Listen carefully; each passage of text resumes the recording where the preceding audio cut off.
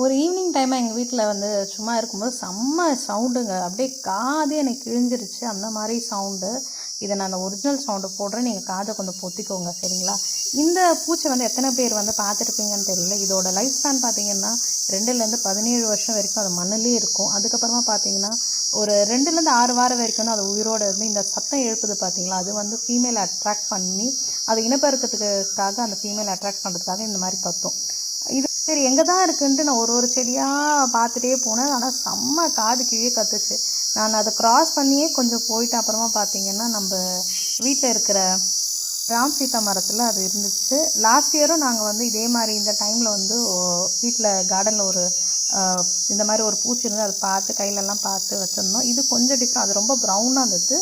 இது வந்து கொஞ்சம் ஒரு மாதிரி லைட் ரெட்டிஷ்டாக கொஞ்சம் லைட் டிஃப்ரென்ஸில் இருந்தது. ஸோ இந்த மாதிரி வந்து இந்த பூச்சி வந்து சின்ன வயசில் நீங்கள் என்ன சொல்லுவீங்கன்னு கமெண்ட் பண்ணுங்கள். இங்கிலீஷில் பார்த்தீங்கன்னா சிக்காடான்னு சொல்கிறாங்க. தமிழில் வந்து சிறுவண்டுன்னு நம்ம சொல்லுவோம். அந்த மாதிரி வந்து இதுக்கு நிறைய டிஃப்ரெண்ட் பேருங்க வந்து எல்லாருமே வச்சுருக்கோம். எனக்கு தெரிஞ்சு நாங்களும் சின்ன வயசில் வந்து சியாம்பூச்சின்னு தான் இது சொல்லுவோம். இப்போ சவுண்டு கீழே போடுறது சியாம்பூச்சின்னு சொல்லுவோம். அந்த மாதிரி இந்த பூச்சி வந்துட்டு உங்கள் கார்டன்லேயும் இருக்குது, நீங்கள் பார்த்துருக்கீங்கன்னா கமெண்ட் பண்ணுங்கள். மறக்காமல் நம்மளோட யூடியூப் சேனலை சப்ஸ்கிரைப் பண்ணிக்கோங்க.